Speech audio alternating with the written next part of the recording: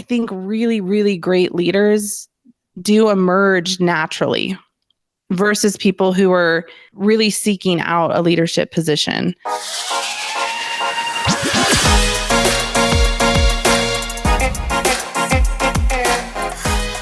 Hello and welcome to episode 163 of the Smart Agents podcast. As always, my name is Michael Walter and I'll be your host. In today's episode, we are joined by Amy Terry, managing broker and partner with 8Z Real Estate. Based just outside of Denver, Colorado, Amy got her start in the industry in 2005, and by 2013, she found herself in a leadership position within the company. While she continues to enjoy guiding clients through the complexities of home ownership, Amy has discovered her true passion as a team leader.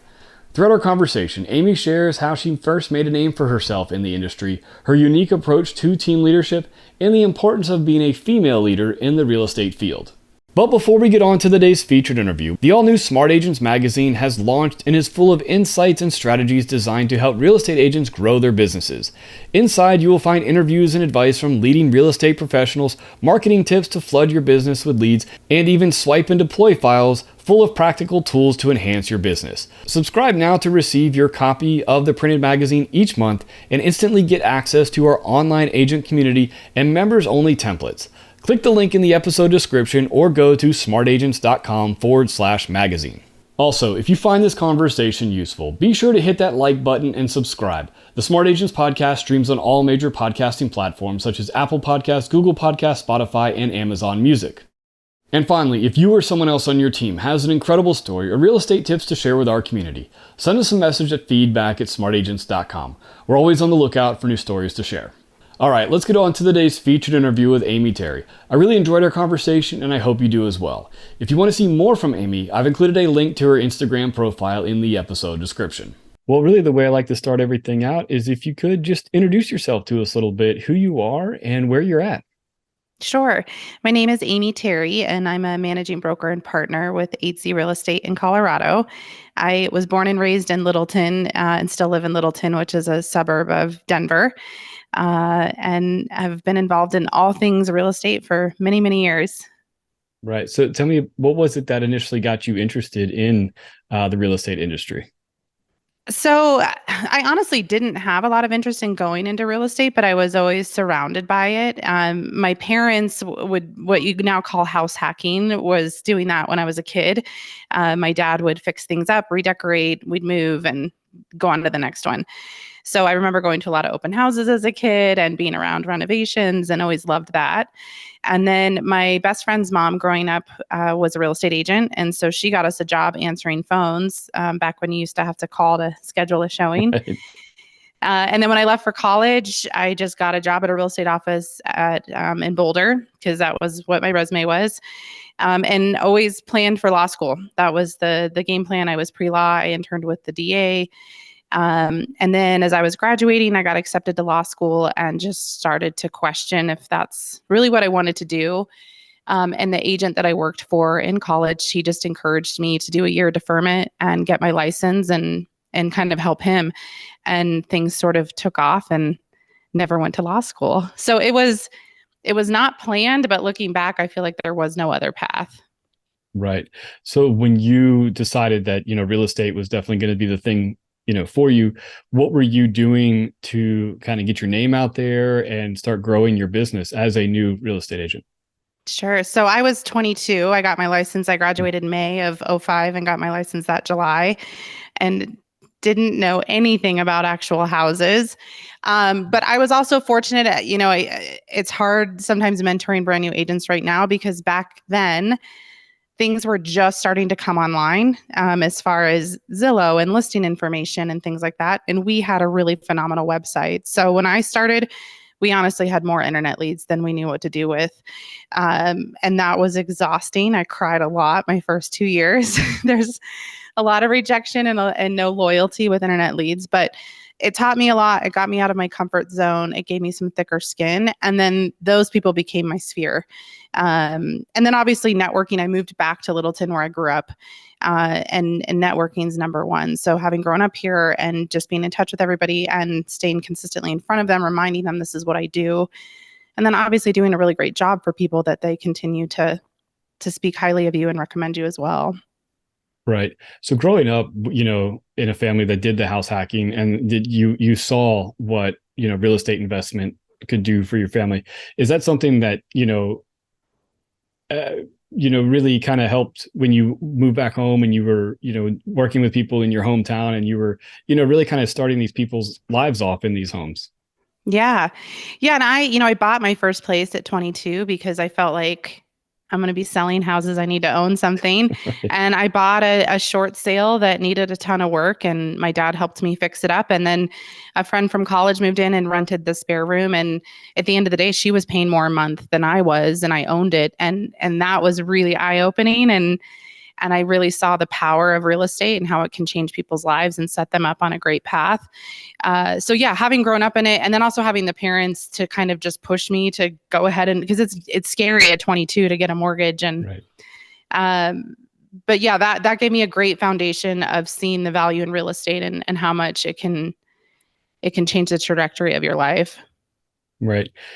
You know, you talked about, these internet leads, you're getting these internet leads, and then over the course of time, turning them into your sphere. What were you doing to really kind of cultivate that relationship once the initial transaction was, taken care of? Yeah, so I was introduced to ninja selling, which is Larry Kendall. A lot of people in the industry are familiar with him, and we're really lucky we have him here in Colorado. He lives in Fort Collins. So he really is a proponent of work with those who already know, like, and trust you. And so part of that is, the nice thing is our brokerage, we have a lot of systematized things. We have a formal newsletter that goes out every month that looks as if you wrote it. We have offers.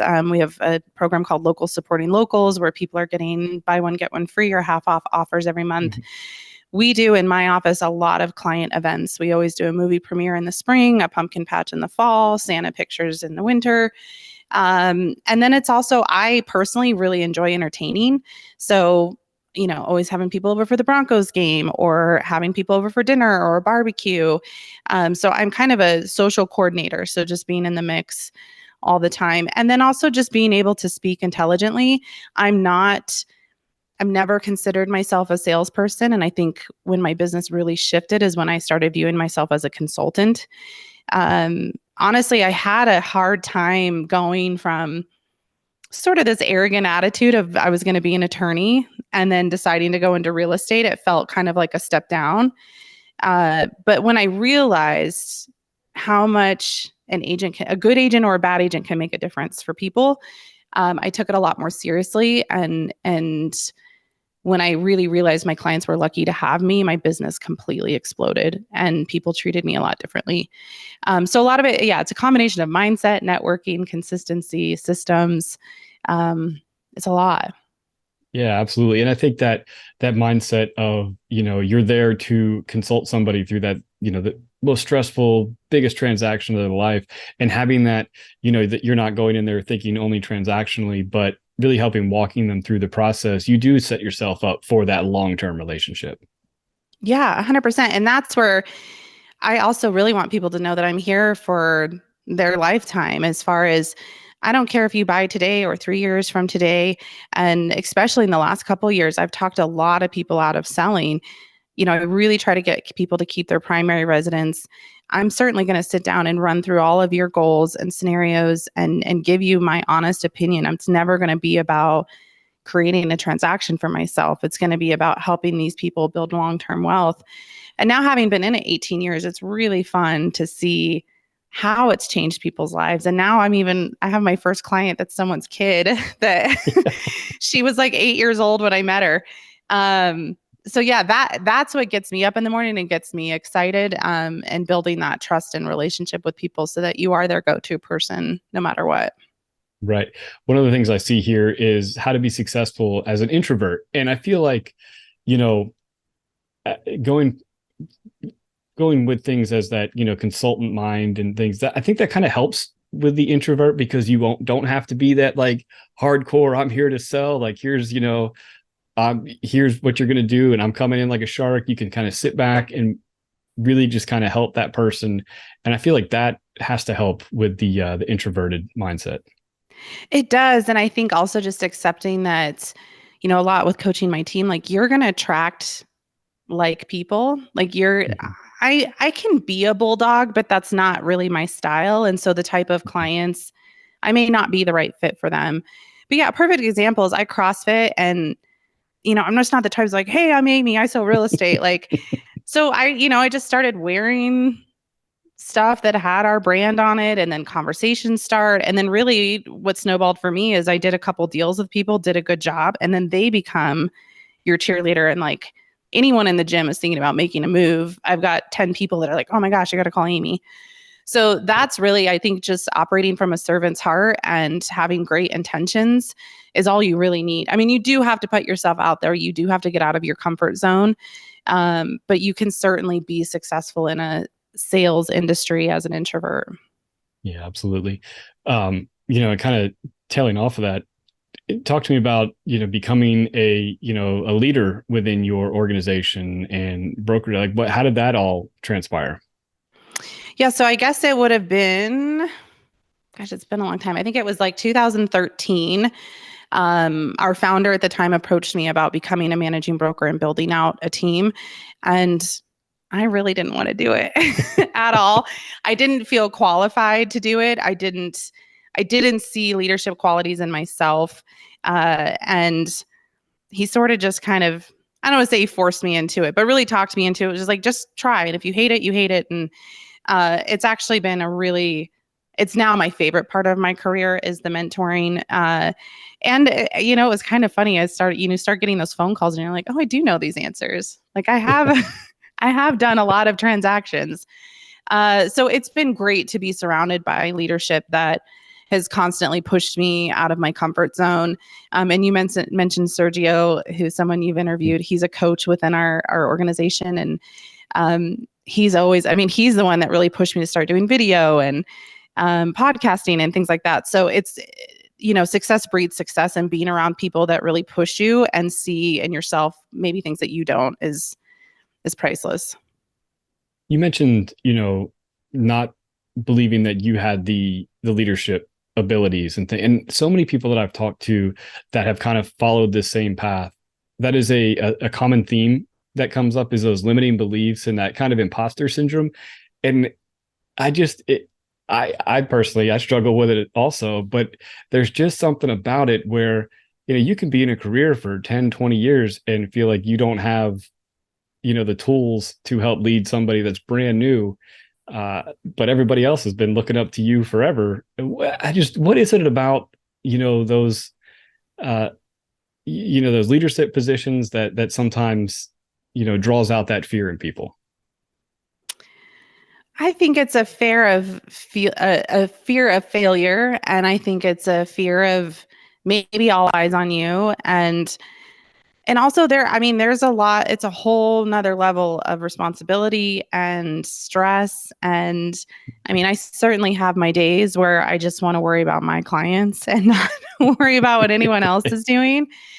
But I kind of think really, really great leaders do emerge naturally versus people who are really seeking out a leadership position.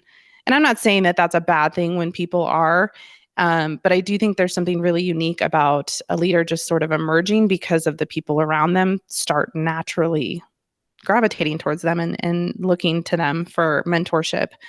So I think that's a great path. But I do think, and as a woman, there's some, I didn't view myself in that position. Not that, because, real estate is actually very female dominated, Right. but the majority of managers and owners are men. And I also just kind of, and I don't know that this is necessarily a female mentality, but I had this idea of like, keep your head down and do a good job. And, whatever happens, happens. And I was fortunate that someone did seek me out to promote me. But unfortunately, that's not the case. And I'm realizing that more and more, that as women, we do need to step up if we want something and voice that and go for it. And I think, that's something I'm trying to work with women within the organization, and talking with the men in the organization of like, what you guys can do for us is make space for us in those spaces. And then as women, we need to then step in and own that space and do a great job. So yeah, I think there's a lot of fear around stepping up and just getting out of your comfort zone in general. Right. As you kind of grew into this leadership role, what were some of the things that uh, you saw that that you were really helping your agents with? What were some of the areas that they needed help, that your expertise had really shined through, and you were able to offer to your agents? I think a big piece is that I really view my agents as whole people. And I don't need to pry into their personal life, but I want to know what their goals and dreams are and what their struggles are. And a lot of times it's not work, but struggling with your health or fitness or your marriage or depression or anxiety or any of those things is going to really affect your business. And again, particularly men compartmentalize those things. And I think you need to kind of explore all of that and meet people where they're at and help them as much as you can. Because if none of that stuff is in place, it doesn't matter all the business coaching you're going to do. It's not going to click, especially in an industry where real estate is so overlapping. I mean, your clients most of the time are all your family and friends. So it's a very tangled web. It's you can't really separate your personal life from your business. So I would say that's something I don't know that all leaders do, and especially traditionally. My dad's a retired CEO, and he's been a great source that I go to for advice. But the way he ran things is very different, and not having personal relationships, um, that sort of thing. So I think that's a shift, and I think it's really, really important. And I think that support and that connection and that feeling like a family, that's what's been cool over the years is everybody goes through hard times. And as a team, we jump in to support those people. That's what keeps people at a company. That's what keeps them at a brokerage when things are tough and they're getting wooed by somebody else. It's those relationships and that connection and that vulnerability and honesty that you're experiencing there. Yeah, absolutely. I mean, the real estate, I mean, you have even even if you're not, family friends or terribly close with the client, they could be calling you at 9 o'clock at night when you're in the middle of, you know, family time. And Hmm. it really is very interconnected and very difficult to, siphon off. Like my wife, she's able to walk away from work when it's quitting time, it's quitting time. But Yes. it's just it's not always there, especially in this industry. And I do think having leaders that understand that, things that are going on at home are going to impact, maybe that afternoon of work, or maybe just my overall attitude and things for a few days. And I think having that ability to see that, I think is really, vital to your leadership and what you're, giving your agents. And acknowledging that business and sales is not the end all be all. And there's a season for everything. I've had agents have babies, and you know what? Let business be down. Be home with that baby for that first year as much as you can. Or I had an agent last year who lost her mom and was caring for her up to the very end. And she was super stressed. She didn't have any closings first quarter. And I'm like, this is a season for you to be with your family and mourn and deal with all of that. So I think also for people to know that it's okay. And also just ask, what do you need? Do you need a kick in the ass? Do you want me to get you re-engaged? Or do you need the space and the permission to be where you're at and be in that season of your life? I just think, again, it's the same thing I look at with clients. I'm not looking to turn and burn with agents. I want agents to be with us for their whole career. And sometimes they're going to have up years and sometimes they're going to have down. And like, how do we support you through that? Right. Moving more towards, the leadership as a woman, what were some of the things that maybe you've sought out, in other female leaders that that you found that you really wanted to kind of bring into your leadership style? And then what are you, trying to pass on to some of the women within your company that you would like to see propped up into those positions? Yeah, great questions. I think in the beginning, as I mentioned, my dad, I'm very close to him and I'm a perfect little mini me of him. And then my mentors and managers have all been men. So I think for a while, I just was mimicking what they did, what they told me to do, how they did things. And then I realized that we do need not only female leaders, but leaders in their feminine. So, and to Mhm. me, that means being vulnerable and making space and having the conversations that not everybody wants to have. And I think really that's the biggest thing is when I shifted to really leading from a vulnerable place and not being afraid to just lay everything out on the table. And I start a lot of our meetings with a team building question. Sometimes they're fluff and sometimes they're deep. But if I answer with a very surface level, I'm not making space for anybody else to be vulnerable or open up. So I think that was a big shift for me. And then also the feminine is a lot more about being open and receiving versus, in sales, it's a lot of grinding and push, push, push and making things happen. And I think sitting back sometimes and again, just making space and recognizing how powerful it is to attract what you're looking for versus trying to make it happen all the time. So that's all been really good shifts. And then just connecting with a lot of women within the brokerage. I think men and women need different things and different connections. And also, I've been really encouraged by other women to utilize my voice more, speak up more, insert myself into things. And it's been nice to also encourage them to speak up and also, if you have a great idea, just do it. Don't wait for us to tell you, yeah, that's a good idea. Just do it. If you want to plan some sort of client event or you have a great idea for our website or whatever, just put it out there and speak up. Yeah, absolutely. And, I think that also just as a brokerage as a whole, allowing people to be, their own, person and, following those paths of those ideas to see how it works for them. Because, what works for agent A is not going to work for agent B and their client base and all those different things. And to be able to allow your agents to kind of adapt to their client bases, to their personalities, I think is really great. And it's something I'm really proud of that we have several different avatars of our top producers and they all get a platform and we call it academy where our agents come for training. They all have opportunities to teach and speak at the academy. And I have as many of them as I can come into meetings.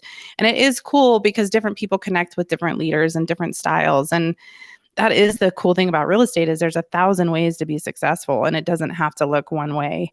And we've also had people within the brokerage spin off creating their own amazing sort of products or things that go hand in hand with what we're doing. And so that's been cool to see, also just empowering people to do what's best for them, regardless of how it kind of shakes out for the brokerage. Right. And how important is that to, having all those different people and having all those different, avenues of success? How important is it that you guys have that kind of database and that pool to draw from when we do go through market shifts or something happens, in the overall real estate environment, to be able to kind of pull from different places? Yeah, it's super important. And it's, a lot of my agents have been in the business 5 years or less. So this feels a little like Armageddon. But for me, I started in 2005, had a few good years, and then, 2008 hit, and then I was a short sale queen for several years. And so the messaging I've been really giving them, because I think mindset is more important than anything, is there is always a market. Your job is to kind of constantly reinvent yourself and find that market and also acknowledge there's going to be up years and there's going to be down years, and that's okay. And the reality is right now we're seeing people that need to move versus the last few years, it was just people that wanted to move. So I think you need to be much more dialed in with your database and cognizant of who has life changes going on. And also who does it make sense for to move right now and who doesn't? And be honest with people. If, it's a tough place right now if people have a 3% interest rate and they're looking to upgrade and their payment's going to triple to get what they want. But maybe that person's going to rent out that primary, still keep that 3% interest rate, pull out a HELOC, roll into a new home, and those things make sense. So being able to have, educated conversations, but also just acknowledging, I remind my team, a year ago, you guys were complaining you couldn't get a buyer under contract. You couldn't even get a showing scheduled. Now you're complaining stuff sitting for a month. Like, focus on the positive. There's always a market. There's always a positive, and you get to choose what you focus on. Right. Absolutely. When, working with all these, you said a lot of the agents are, kind of that 5 year and under. What, what are some of those things that you like kind of going through your career and seeing how things have progressed? What would you go back and say to yourself, when you first started to kind of just either give yourself even a better jump start or just kind of ease some of your trepidations on the Yeah. career choice you made? I definitely would have reminded myself not to take everything so personal. Over the years, I've realized 99% of the time, people's decisions don't have much to do with you at all. And also, don't worry so much about what other people are thinking because they're so worried about what you're thinking. They're not thinking about you. So, I mean, I used to overthink so much about like putting someone on my mailing list. Like, do I know them well enough to start? And I'm like, now I'm in a place of like, just they'll unsubscribe if they don't want it. So, I don't overthink things nearly like I used to. And I think that is part of the introvert mindset and the I don't want to bug people. And um, now it's like just do what feels right and genuine to you and put it out there. And if it sticks, it sticks. And if it doesn't, it doesn't. Yeah, I think I could have saved myself a lot of heartache, overthinking and taking things so personal early on. Right. And well, like you said, now to be, really dialed into those people that need to move and those life changes, sometimes those life changes aren't exactly, you know, the nicest of life changes. And those people could be, they're just in maybe a tough life spot. And so having a thick skin dealing with some of those folks is probably going to be needed.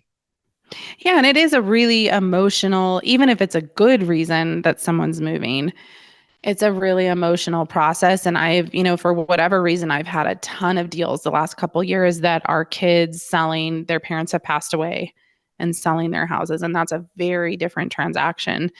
And it's tough and it's emotional, and you're dealing with 4 or 5 siblings that all want different things. And yeah, sometimes you just have to be the calm voice of reason. And also at a certain point, I remind my agents all the time, it's not your decision. All you can do is give them the facts and it's their, when they call me and they're like, well, what would you do? And I'm like, well, it's the client's decision. It doesn't matter what I would do. So I think that's also kind of learning when to step away and be like, look, I've provided you all the information. I've given you your options and now it's your call what you want to do and not stress over those decisions that aren't really yours. Right. You mentioned earlier also, having in the previous couple of years, having to tell some people when it was not a good idea to move and, when it's not in their best interest. What are those relationships?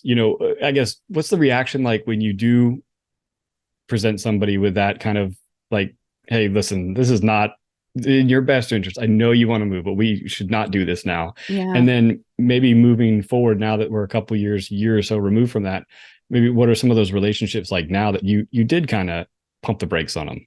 Yeah.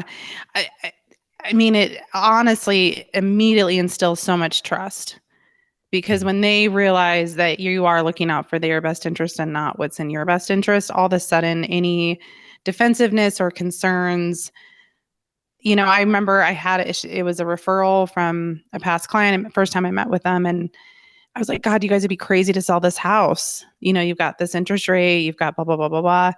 And it clicked for him. He's like, well, you're talking yourself out of a transaction. And I was like, well, yeah, but I'm also going to be honest with you. This is a bad move. So yeah, it just builds a lot of trust. And honestly, I think at the end of the day, it generates more business for you because you're for sure their go-to. I mean, unfortunately, we don't have the best reputation. And so understandably, people come in, especially if they don't know you personally, a little defensive. And I think and honestly, for me, it just feels good. Like I feel good at Yeah. the end of the day that I did right by these people. And that also comes with the luxury of having an established business that I'm not worried closing to closing about a paycheck, which I know is a luxury. But also why anybody I bring on new, 6 months of reserves at least, because Yeah. the last thing you want is finances clouding your judgment interacting with clients. Yeah. Is that something that when you are looking to bring on somebody that you really do talk pretty heavily with, especially if it's somebody brand new into the business, like Hmm. we need to make sure that you are ready for this because if you're leaving that 9 to 5, this isn't it. Yeah. And honestly, it's pretty rare that I bring on brand new for a few reasons. I think A lot of people have no idea what they're getting themselves into. I think a lot of people are afraid to make the leap to be full-time, and we only employ full-time agents. And honestly, we invest a lot out the gate as a brokerage, and it's tough when, 6 months in, they realize this is not what I thought it was going to be. If I am considering someone new, the factors that are really important to me is, what does their sphere look like? Do they have a really great database? Are they willing to put themselves out there and network with those people? Because the reality is, there's so many ways to feel busy in this industry, but you're not actually doing anything productive. Do you have 6 months of reserves? Can you go into this without a closing for 6 months? The reality is, if they're hustling and they're doing the things that you're training them to do and teaching them to do, they shouldn't go 6 months without a closing. But I think that cushion's really important. Right. Before we wrap up, I'd just love to know, what's the immediate future look like for you and your team? And then what are some of the things that you'd like to, do here in a little bit more distant future? Gosh, that's a good question too. Right now we're third quarter is kind of new year for agents. So we'll be ramping up November, December, a lot of goal setting, a lot of business planning for 2024, a lot of, releasing 2023 and kind of moving forward. And then we'll have a big annual conference in January and get everybody kind of ramped up for the year. We're shifting some of our technology, utilizing some more AI, which I think is very important. And then long term, I don't know. It's hard to say. I think, the foundation of 8Z and why we started is we felt like real estate was broken and for agents and consumers, and there was a lot of things we want to fix. So we're always looking, how do we make it a better experience for agents? How do we make it a better experience for consumers? And so that's kind of our driving force and what we're constantly focused on. Awesome. Well, I really do appreciate you taking the time to talk with us today. Yeah, great. Thank you so much for having me. I want to thank Amy for joining us today and really like what she said about not taking things so personally throughout the transaction. Remember, if you'd like to see more from Amy, I've included a link to her Instagram profile in the episode description. So once again, if you think you or someone else on your team has an incredible story or real estate tips to share with our community, send us a message at feedback@smartagents.com. Well, that wraps things up for this episode, but remember, follow the show wherever you listen to podcasts and make sure to subscribe to the Smart Agents YouTube channel. Again, I'm Michael Walter, and we'll see you on the next episode.